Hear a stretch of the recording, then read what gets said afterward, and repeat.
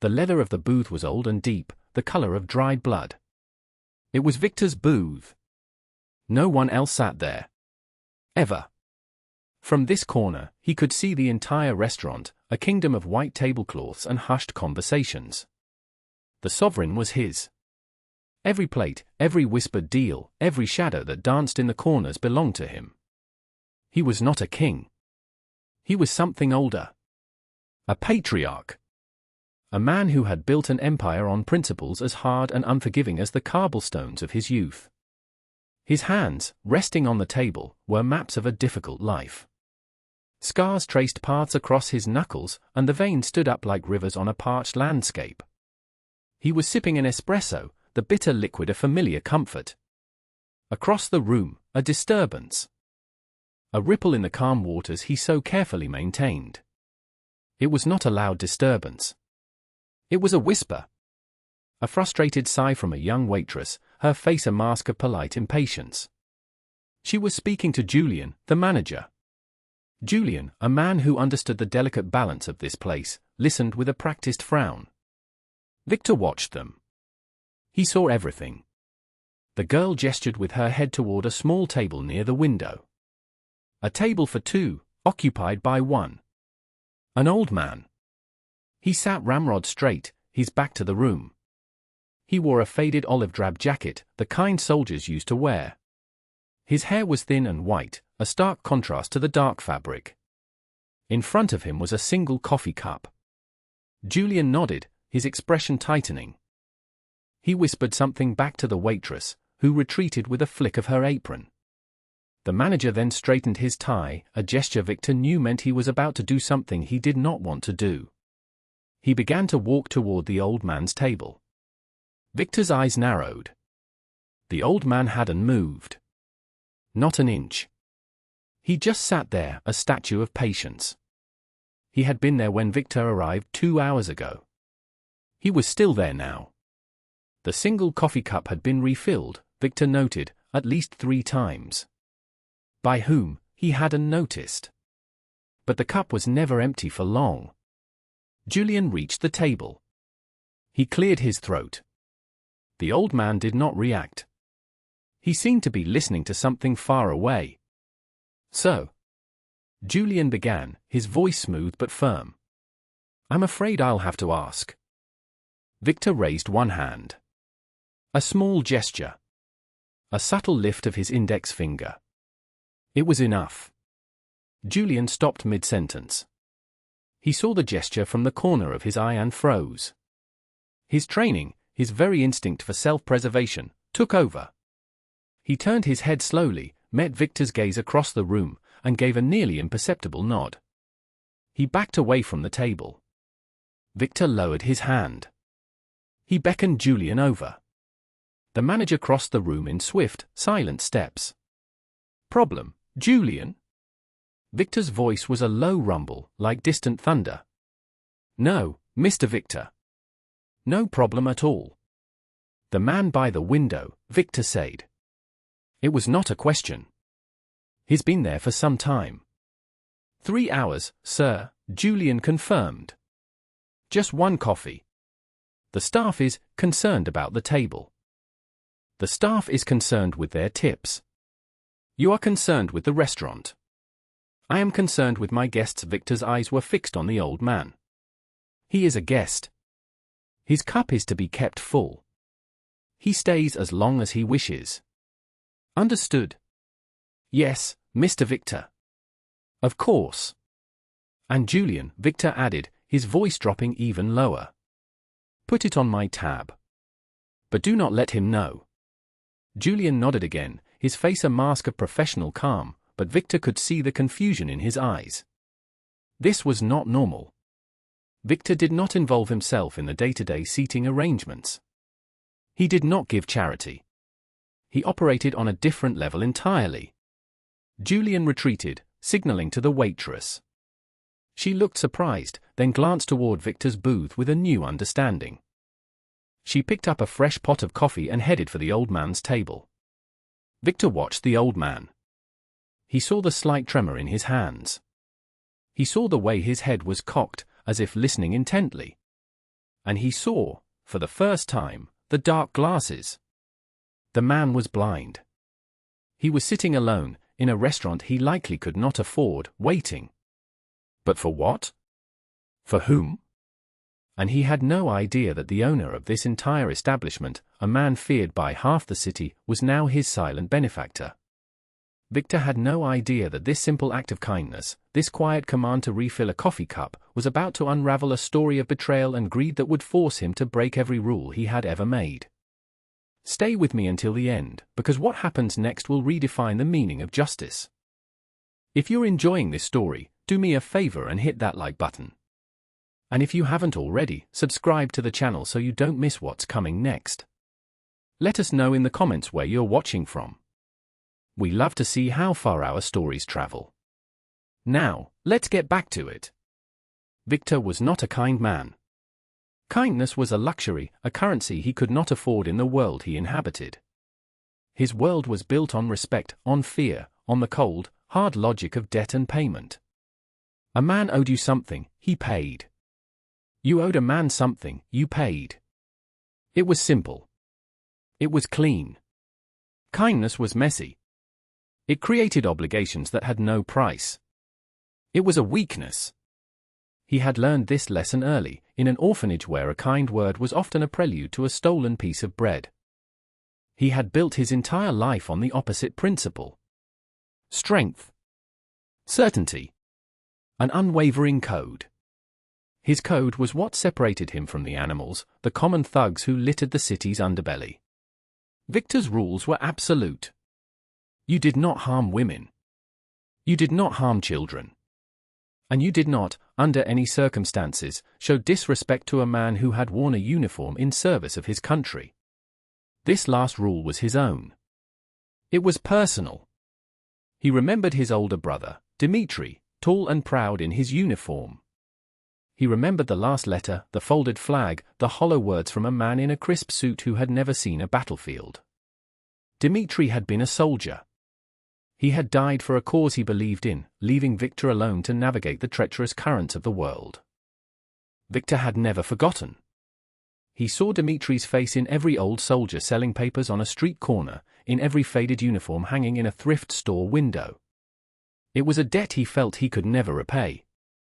So he watched the old man by the window. He watched the waitress approach, her movements now gentle, respectful. She topped off his coffee without a word. The old man nodded slightly, a gesture of thanks to a nameless, faceless presence. There was something in his posture.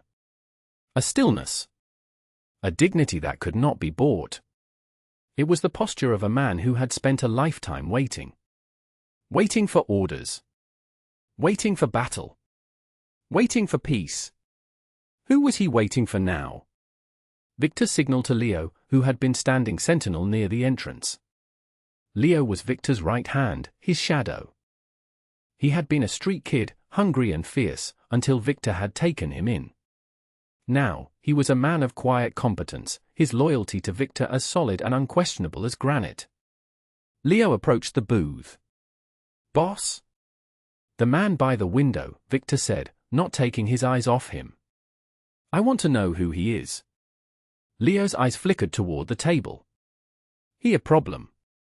"He's a guest," Victor corrected him gently. "I want to know his story." "Be discreet, Leo." "No noise. Just find out." "On it," Leo said, and melted back into the shadows of the restaurant. Discretion was Leo's art form. He would not approach the man directly. He would speak to the hostess who seated him. He would check the reservation book, though he knew there would be no name. He would observe, and he would listen. He would piece together a life from the smallest of fragments. Victor continued his vigil. He saw the old man pull a watch from his pocket. An old, silver pocket watch. He held it in his palm, his thumb stroking the smooth metal. He lifted it to his ear, listening to the ticking. Then he opened the cover and held it up, as if to read the time, before remembering his own darkness. He snapped it shut with a quiet click. The gesture was heartbreaking in its simplicity. An hour passed. The lunch rush faded, replaced by the quiet hum of the late afternoon. The old man did not move. His coffee cup remained full. Leo returned. He slid into the booth opposite Victor, his face impassive. "His name is Arthur," Leo began, his voice low. "Arthur Bellwether. 78 years old. Veteran. Served 2 tours in a war most people have forgotten. Lost his sight in the second one. An explosion." Victor nodded slowly. "A soldier."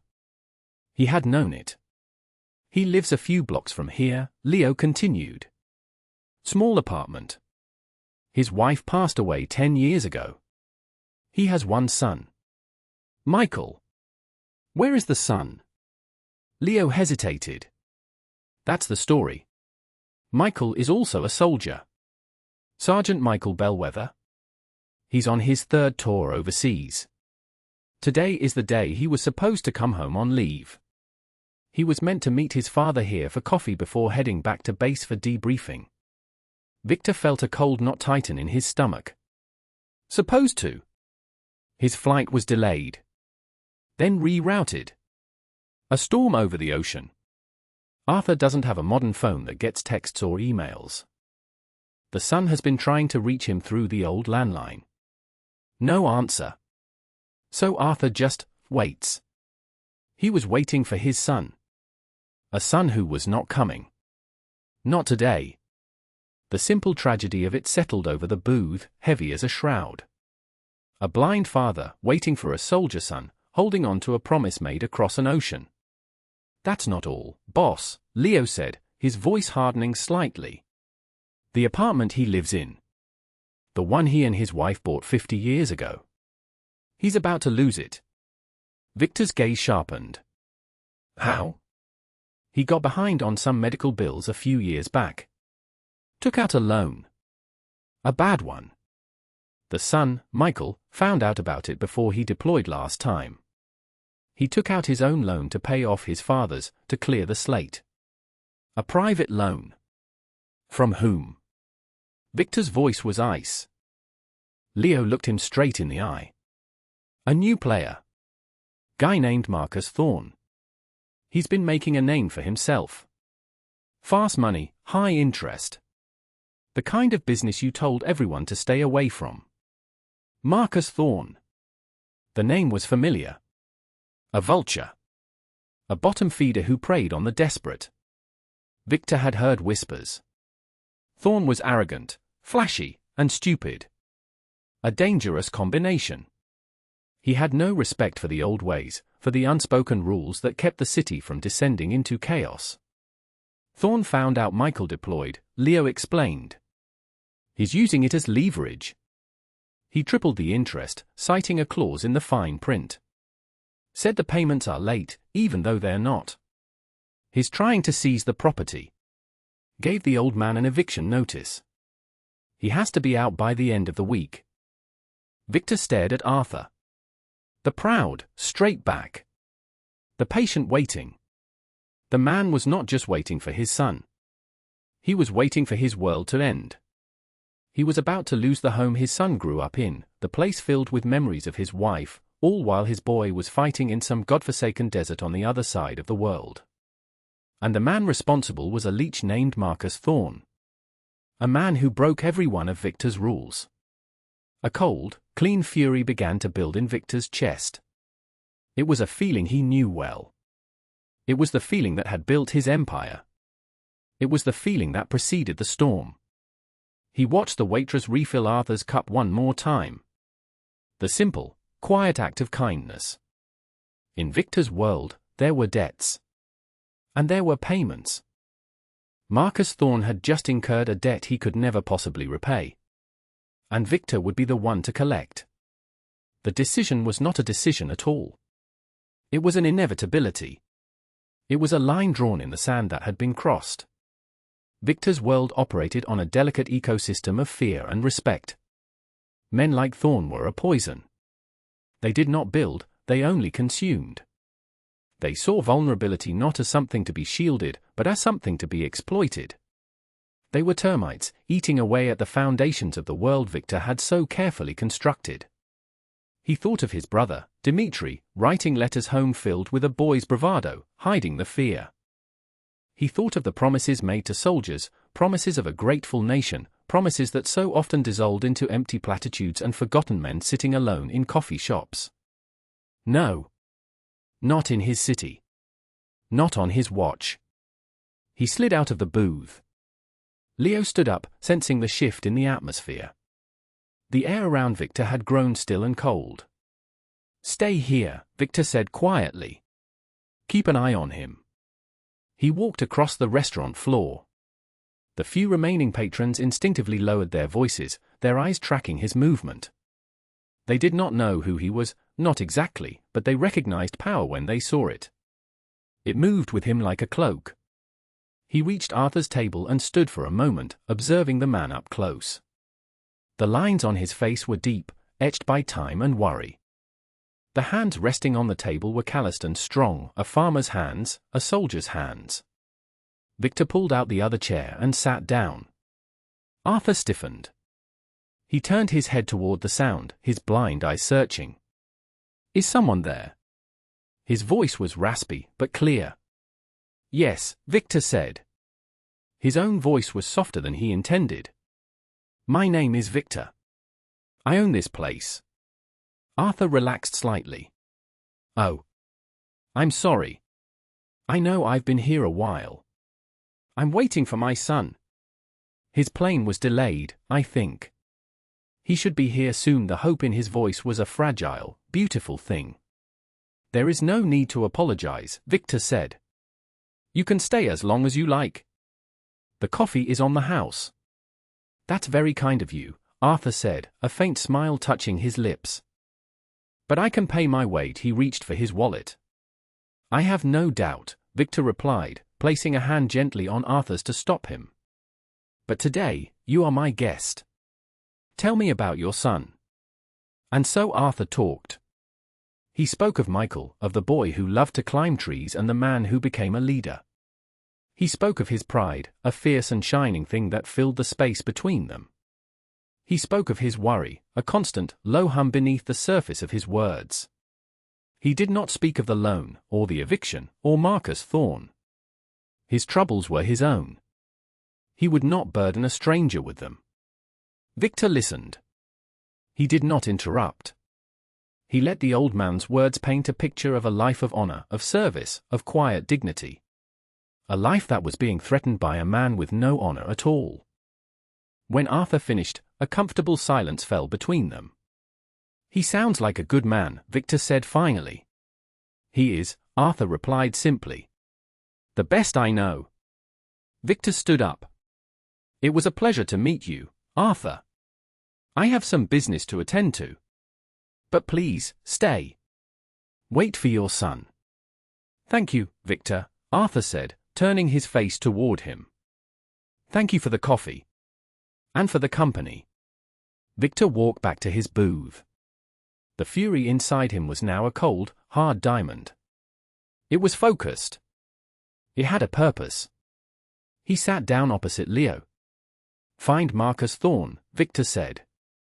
His voice was devoid of all emotion. It was the voice he used when a sentence was being passed. "Find him now. I want to know where he eats, where he sleeps, where he feels safe. I want to know everything." "And then?" Leo asked, though he already knew the answer. "Then you will bring him to me. The old warehouse by the docks. No witnesses. No fuss. Just bring him." Leo nodded. "He'll be there by midnight." "One more thing," Victor said. He pulled out his phone, a simple, untraceable device. He found a number in his contacts, a number he had not used in years. It belonged to a man high up in the military, a man who owed Victor a significant debt. A debt of silence. "I want you to find out exactly where Sergeant Michael Bellwether is stationed," Victor told Leo. "I need to know his unit, his commanding officer. I need a way to get a secure message to him. A message from his father." Leo's eyebrows rose slightly. This was new territory. Victor's influence was long, but reaching onto a military base on the other side of the world was a complex and dangerous move. "It's risky, boss," Leo said, the voice of caution. "The risk is not ours," Victor replied, his eyes like chips of flint. "The risk belongs to the man who preys on a soldier's father." He made the call. The voice on the other end was surprised, then wary, then compliant. Debts were always paid in Victor's world. He hung up. The plan was in motion. The gears of his empire were turning, grinding slowly toward a single point, a single man. Marcus Thorne. Victor looked across the room at Arthur, who was once again sitting alone, listening to the ticking of his watch. A good man, waiting for his son.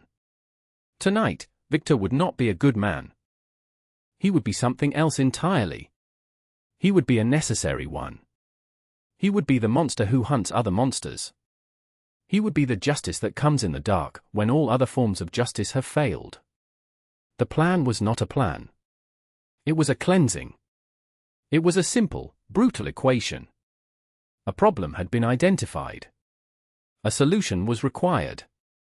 Victor's methods were not for debate, they were for execution. Leo worked with the silent efficiency of a master craftsman. He did not use computers. He did not leave a digital trail. He used people. Whispers in dark alleys, information exchanged over a drink in a smoky bar, a network of eyes and ears that covered the city. By 10 o'clock, he had everything. Marcus Thorne lived in a glass tower that scraped the sky, a monument to new money and bad taste. He drove a car that was too loud and too fast. He ate at restaurants that were too expensive and too bright. He surrounded himself with people who were too eager and too weak. He felt untouchable. It was a common mistake. Leo's report was delivered to Victor in person, at the back of a quiet bakery that smelled of warm bread and secrets. The report was concise. Thorne's habits. His routine. The 2 bodyguards who were more for show than for protection. His at a club downtown, Leo finished. The kind with velvet ropes. He'll be there for another hour. Then he goes home. His men? Victor asked. Amateurs, Leo said with a dismissive shrug. They'll be easy. No violence, Victor instructed. Not there. I want him clean. I want him awake. And I want him alone. Understood. The warehouse was cold. The air tasted of rust and damp concrete. A single bare bulb hung from the high ceiling, casting long, distorted shadows that danced like ghosts. It was a place for endings. A place where conversations were had that were never repeated. Victor stood in the center of the vast, empty space, his hands clasped behind his back. He was patient. He had learned patience in the orphanage, in the streets, in the slow and steady building of his life. He could wait. Just before midnight, a black van rolled through the large metal doors, its engine cutting out with a final sigh. The doors slid shut behind it, plunging the warehouse into near darkness, save for the single bulb. Leo's men moved with practiced silence. The side door of the van opened. Marcus Thorne was pulled out. He was not bruised. His expensive suit was not even wrinkled. But his face was pale, his eyes wide with a terror he was trying desperately to hide behind a mask of arrogance. Do you have any idea who I am? Thorne blustered, trying to straighten his tie. Leo's men flanked him, their presence a silent, overwhelming threat. They guided him forward until he stood 10 feet from Victor. I know exactly who you are, Mr. Thorne, Victor said, his voice echoing slightly in the cavernous space. You are a man who deals in paper. In numbers. In the misery of others. Thorne squinted, trying to get a better look at the man in the shadows. Recognition dawned, followed by a fresh wave of fear. He knew of Victor. Everyone knew of Victor.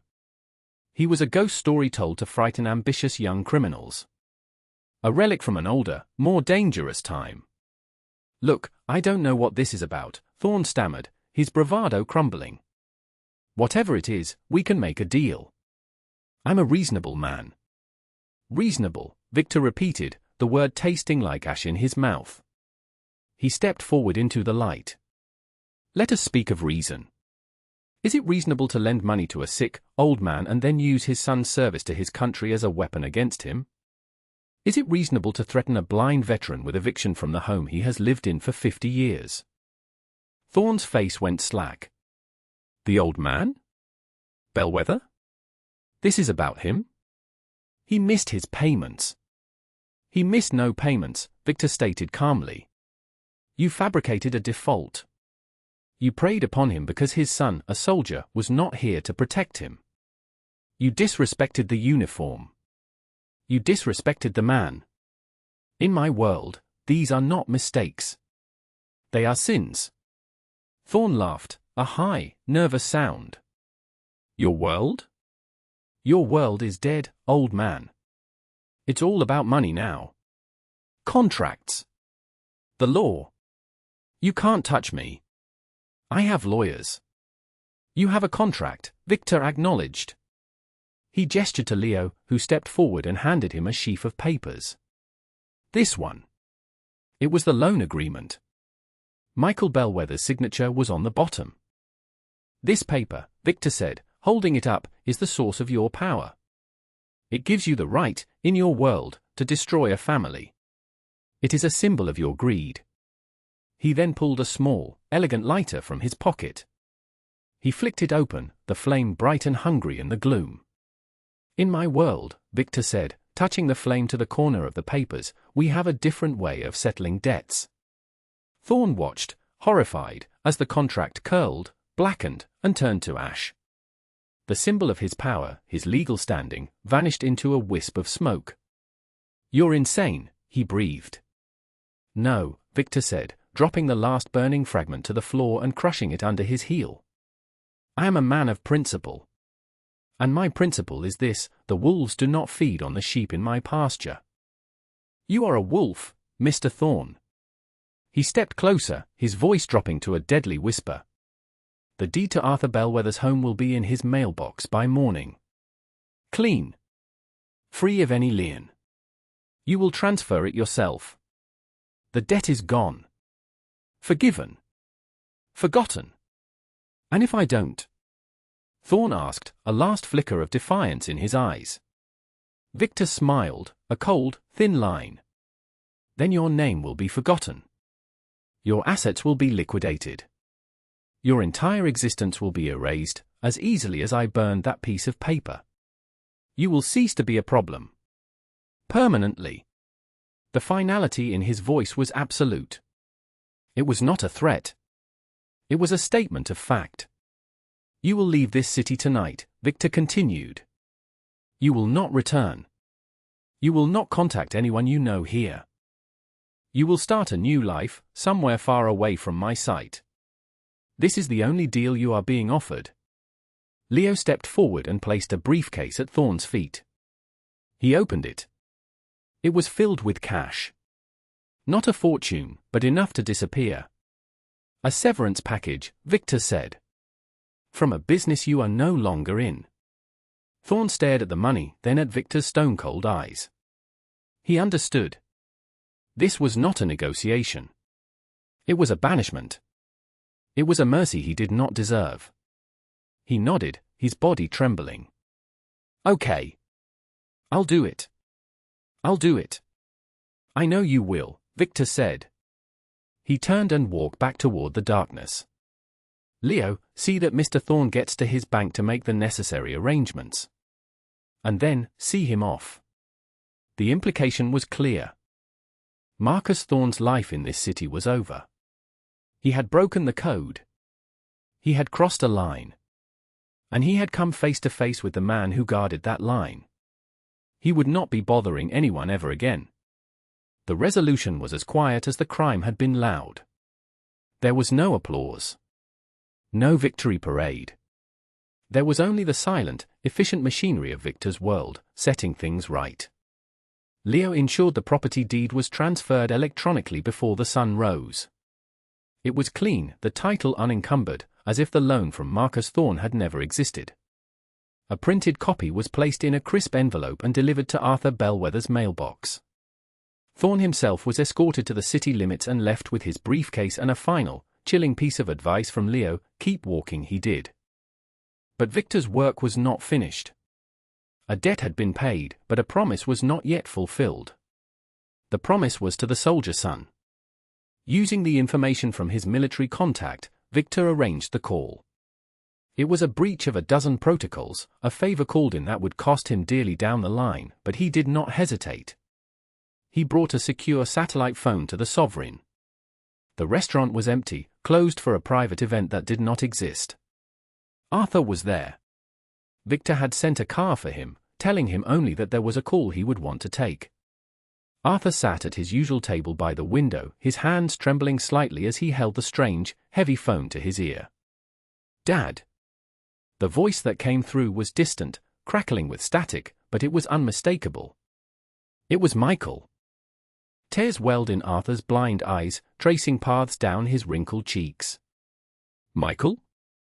Son, is that you? Are you all right?" "I'm fine, Dad." "I'm okay," the voice said, relief flooding through the connection. "Listen, I'm so sorry about the flight. There was a storm. We got diverted. I couldn't reach you." "It doesn't matter," Arthur wept, clutching the phone. "Nothing matters, as long as you're safe." They talked for 20 minutes. A father and a son, separated by an ocean and a war, their voices a bridge across the distance. Michael spoke of his frustration, his worry about his father. Arthur spoke of his pride. Finally, Michael's voice grew serious. "Dad, about the loan. I know things were getting bad. I'm so sorry I put you in that position." "It's all right, son," Arthur said, a new strength in his voice. "It's been taken care of." "Taken care of? How?" Arthur looked across the table toward where he knew Victor was sitting in silence. "A friend helped. A very good man." Victor gave a slight shake of his head, a gesture Arthur could not see. After the call ended, Arthur carefully placed the phone on the table. He was a different man. The weight of the world had been lifted from his shoulders. The fear was gone, replaced by a deep and profound peace. He fumbled for his wallet again. "I must pay you," he said. "For the phone call." "For everything." "There is nothing to pay for, Arthur," Victor said softly. "But I don't understand," the old man said, his face a portrait of confusion. "Who are you? Why would you do all this for a stranger?" Victor leaned forward. "Your son is serving his country. He is paying a debt for all of us. A debt of safety. Of freedom. Some of us believe those debts should be honored. What you received was simply a small payment back. Your son's service is worth more than all the money in this city." The old man sat in silence, processing the words. He did not understand the world of power and influence Victor moved in. He only understood honor. And he recognized it in the man sitting opposite him. "You are a good man, Victor," Arthur said at last. It was not a question. It was a statement of fact, from one honorable man to another. Victor did not reply immediately. The words felt foreign, ill-fitting, like a suit made for another man. Was he a good man? He had ordered men to be broken. He had built an empire on fear. He had just erased another man from existence as casually as one might swat a fly. Good? No. He was not a good man. "I am what I need to be," Victor said, his voice quiet and heavy. Today, that was enough. He stood and helped Arthur to his feet. As they walked toward the door, Victor pressed a small, thick card into the old man's hand. It was blank, except for a single phone number embossed upon it. "This is my private number," Victor told him. "If you or Michael ever need anything at all, you call this number. Day or night. It will be answered. Do you understand?" Arthur clutched the card as if it were a precious jewel. "I understand," he whispered. "Thank you." Victor had his driver take Arthur home. He watched the car pull away, disappearing into the city lights. He had broken his own rules. He had gotten involved. He had acted out of something other than business or self-preservation. He had acted out of respect. And in the cold, hard world he inhabited, that was a transaction that left him feeling richer than any amount of money ever could. 1 year later. The small apartment did not feel small anymore. It felt full. It was filled with the smell of brewing coffee and the sound of 2 men laughing. Arthur Bellwether sat at his kitchen table, his face relaxed and joyous. Across from him sat his son, Sergeant Michael Bellwether. He was home. Safe. His uniform hung neatly in the closet, and he was wearing a simple civilian shirt. The lines of stress and weariness were gone from his face, replaced by the easy calm of being where he belonged. The eviction notice was a distant memory. The fear was a ghost that no longer haunted the hallways. The home was secure. Their future was their own. Michael had asked, of course. He had tried to understand the miracle that had occurred. Who was this Victor? How had he erased a predatory loan and secured their home? Arthur could only tell him what he knew. He is a man who understands debt, he would say, his hand unconsciously touching the thick card with the single phone number which he now kept in his wallet at all times. They did not know the details. They did not need to. They knew only that in their darkest hour, a stranger had appeared and held back the tide. They knew that goodness existed in the most unexpected of places. Miles away, in a steel and glass office overlooking the city, Victor sat behind a vast mahogany desk. The desk was a landscape of his power. On it were papers that controlled shipping lines, construction projects, and the silent, unseen commerce of the city. There were trophies of his victories, symbols of his reach. But in the very center of the desk, placed with deliberate care, was a simple, white ceramic coffee mug. It was not expensive. It was not unique. It was a standard restaurant-issue cup, slightly chipped at the rim. Leo had found it still sitting on Arthur's table after he had left that day. He had been about to have it cleared away with the rest of the dishes, but he had paused.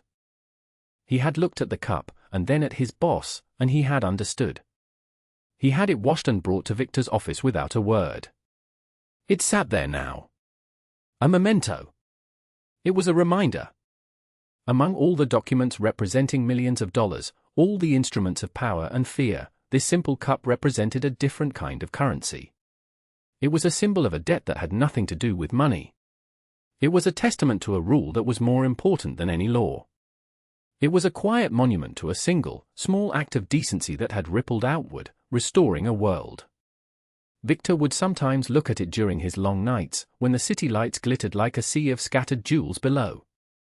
He would remember the sight of a blind veteran, sitting straight and proud, waiting for a son who was fighting a war far from home. True strength, he had come to understand, was not measured by the fear a man could inspire.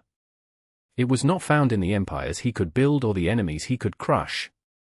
True strength was measured by who you chose to protect. It was found in the quiet decision to use your power not for yourself, but as a shield for those who had none. In a world full of noise, of anger, of selfish ambition, the most courageous acts are often the quietest ones. A word of comfort. A moment of company. A cup of coffee, kept forever full. For courage is not the absence of fear, but the choice to act in the face of it, to stand for someone who cannot stand for themselves.